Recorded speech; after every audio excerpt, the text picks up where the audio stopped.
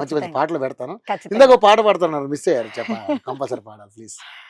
ఎంపిల్లో నాగులో నాగమలే తీగలో ఎంపిల్లో నాగులో నాగమలే తీగలో చీర గట్టిందిక్కడ చింగులు పోసిందెక్కడ చీర గట్టిందిక్కడ చింగులు పోసిందెక్కడ ఎంపిల్లో నాగులము ఎంపిల్లో నాగులము ఎంపిల్లో నాగులము కటిక పెట్టిందిక్కడ కన్ను కొట్టిందెక్కడ కటిక పెట్టిందిక్కడ కన్ను కొట్టిందెక్కడ ఎంపిల్లో నాగులము ఎంపిల్లో నాగులము. బాగానే పాడుతున్నారుగా, ఇంకే మీరు సింగర్ కూడా అయిపోవచ్చు బ్రహ్మాండంగా. అంటే ఈ జానపదాలు బాగా మీకు వచ్చా మామూలుగా? అంటే జానపదాలు మామూలుగా పాడతాను. బాగుంది, అంటే మంచి వాయిస్ ఉంది. ఉంది కొంచెం సానబడితే ఇంకా సాన పెడితే బ్రహ్మాండంగా బాగుంటుంది కానీ అంత ధైర్యం ఎవరు చేయరు. చేయలేదు. అంటే భయపడతారని అనుకోకండి, పర్లేదు. అంటే ఫోక్ కి సెట్ అవుతుంది సెట్ వాయిస్. అవుతుంది.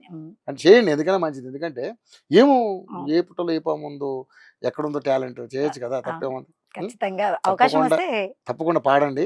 మీరు పాడండి, మీరు ఇందులో కూడా నేను నాకు టాలెంట్ ఉందని నిరూపించండి. ఎందుకంటే అవకాశాలు అనేవి మనం అందిపుచ్చుకోవాలి. అవును. మనకి ఏది రాదు, రాదు.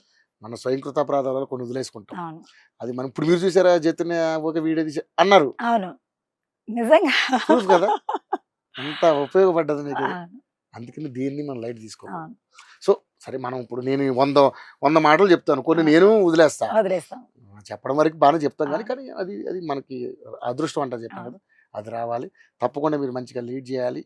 గవర్నమెంట్ నుంచి కూడా, నేను కూడా ఒక గవర్నమెంట్ నుంచి, అంటే మీరు జూబ్లీ హిల్స్లో ఇంత దాదాపుగా 25,000 మెజారిటీ రావడానికి ఇంత ఉపయోగపడ్డారు కాబట్టి, ఈవిడ ఉపయోగపడ్డది కాబట్టి, తప్పకుండా గవర్నమెంట్ నుంచి కూడా మీరు సహాయం చేయాలి. ముఖ్యంగా నవీన్ యాదవ్ గారు మీరు మర్చిపోవద్దు, ఎమ్మెల్యేగా గెలిచారు, కంగ్రాచులేషన్స్ మీకు. మన శ్రీదేవి గారికి తప్పకుండా మీరు సహాయం చేయాలి. అన్ని రకాలుగా ఆవిడకి రేషన్ కార్డు ఇప్పించండి. అదేవిధంగా అన్ని రకాలుగా ఆవిడకి గవర్నమెంట్ నుంచి వచ్చే అన్ని కార్యక్రమాలు కూడా జరగాలని నేను మనస్ఫూర్తిగా కోరుకుంటున్నాను. రేవంత్ రెడ్డి గారి ప్రభుత్వం ఎలా అనిపిస్తుంది మీకు? బాగుందండి. అనేత మేము చాలా ట్రావెల్ చేసాము. రేవంత్ సార్ తోని మేము ప్రోగ్రాంలు చేసాము. అవునా? చాలా అంటే మనకి కొడంగల్ దగ్గరలో మర్చిపోయినా, కోడంగల్ నుంచి జోడో యాత్ర జరిగింది కదా, మన రాహుల్ గాంధీ కూడా వచ్చారు కదా, ఆ ప్రోగ్రామ్ కూడా చేసాము. చాలా వేల ప్రోగ్రాంలు చేసాము. సోమన గ్రూప్ నుంచి కానివ్వండి, రగన గ్రూప్ నుంచి కానివ్వండి, వైనాల్ రమేష్ అన్న గ్రూప్ నుంచి కానివ్వండి, చాలా సభలు మేము. ఎట్లా చూసుకుంటారు? రగన్న గానీ సోమన్న గానీ బాగా చూసుకుంటారు? అమ్మాయిల విషయంలో అయితే super super. Okay, super. So అంటే రేవంత్ రెడ్డి గారి పరిపాలన అంటే బాగా జరుగుతుంది అంటున్నారా లేదంటే? ఎందుకంటే మహిళలు ఫ్రీ బస్ ఇచ్చా అంటున్నారు, మహిళలకు 2500 ఇస్తానని ఇవ్వలేదు, తర్వాత తులం బంగారం అన్నారు. అంటే ఏమనిపించింది అంటే గవర్నమెంట్ అంటే పిండి ఎంత రొట్టె ఎంత అంటారు కదా, సో అక్కడ బడ్జెట్ ఉంటే చేయడానికి ఏం ప్రాబ్లం లేదు. పోయిన ప్రభుత్వం ఏం చేసిందా అనేది పబ్లిక్ గా అందరికీ తెలుసు.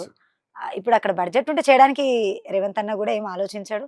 సో ఏది ఆలోచించినా కాంగ్రెస్ ప్రభుత్వము బాగా ఆలోచించే మాట జారుతుంది.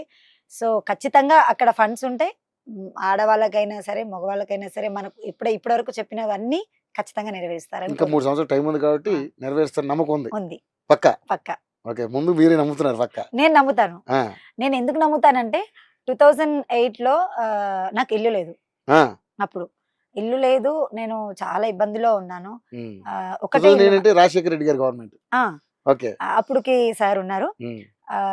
నాకు బాబుకి పక్షవాతం. అప్పుడు ఒకటే ఇల్లు మాకు. మా అత్త వారి ఇంట్లో చూసుకుంటే మేము 4. సో ఒకటే ఇంట్లో మేము చాలా స్ట్రగుల్ పడ్డాము. అంటే పడుకోవడానికైనా నలుగురు కోడలు ఒకేసారి వెళ్తే సఫర్ అవడం, అలా చాలా ఫేస్ చేసాం. సో 2008 or 2009 లోనే నాకు ఇందిరమ్మ ఇల్లు వచ్చింది. సూపర్. మల్లు రవి గారు ఇచ్చారు. ఇప్పుడు మన నాగర్ కర్నూలు ఎంపీ. అప్పుడు మల్లు రవి గారు మా ఊరికి విజిట్ చేశారు, అప్పుడు ఇచ్చారు. దాని తర్వాత నాకు మళ్ళీ ఇప్పుడు కాంగ్రెస్ ప్రభుత్వంలోనే నేను హైప్ అయ్యాను. కాంగ్రెస్ ప్రభుత్వం బాగా కలిసి వచ్చింది మీకు? నాకు కలిసి వచ్చింది. Okay, super. నెక్స్ట్ మీరు మంచి మంచి ప్రోగ్రామ్స్ చేయాలి. ఈ ఇంటర్వ్యూ ద్వారా మంచి మంచి అవకాశాలు మీకు రావాలని మనస్ఫూర్తిగా కోరుకుంటున్నాను శ్రీదేవి గారు.